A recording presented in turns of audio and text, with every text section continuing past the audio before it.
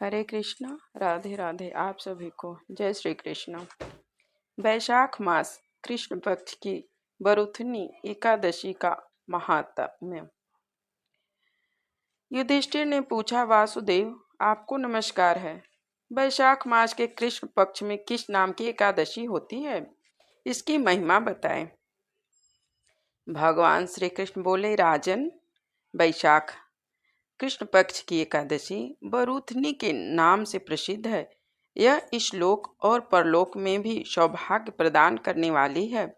बरूथनी के व्रत से ही सदा सौख्य का लाभ और पाप की हानि होती है।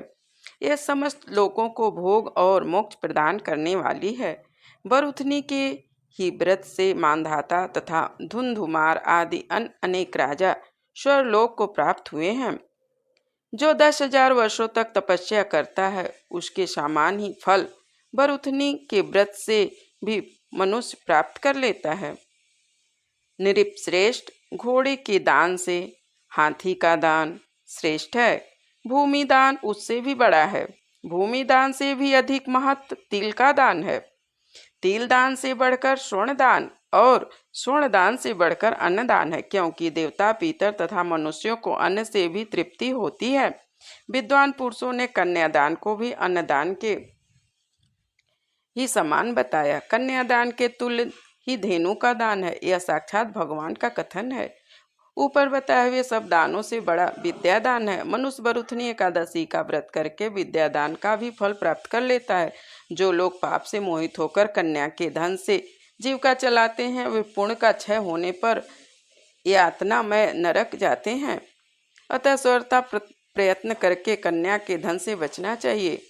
उसे अपने काम में नहीं लाना चाहिए। जो अपनी शक्ति के अनुसार आभूषणों से विभूषित करके पवित्र भाव से कन्या का दान करता है, उसके पुण्य की संख्या बताने में चित्रगुप्त भी असमर्थ है।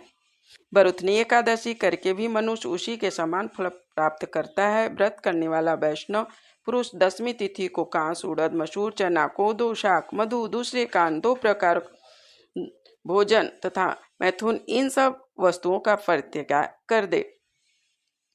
एकादशी को जुआ खेलना, नींद लेना, पान खाना, दातुन करना, दूसरे की निंदा करना, चुगली करना, हिंसा, चोरी, हिंसा, मैथुन, क्रोध तथा असत्य भाषण करना, इन 11 बातों को त्याग दे।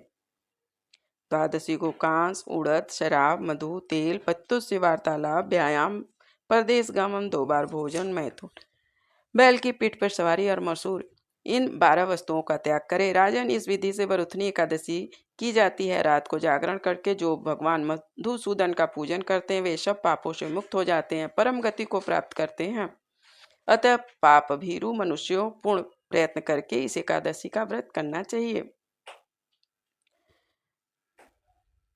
अतः पाप भीरु मनुष्यों को पूर्ण प्रयत्न करके इस एकादशी का व्रत करना चाहिए। यमराज से डरने वाला मनुष्य अवश्य बरूथनी का व्रत करे। राजन, इसके पढ़ने और सुनने से सहस्त्र गोदान का फल मिलता है और मनुष्य सब पापों से मुक्त होकर विष्णु लोक में प्रतिष्ठित होता है। हरे कृष्णा। राधे राधे। जय श्री कृष्णा। आप सभी को।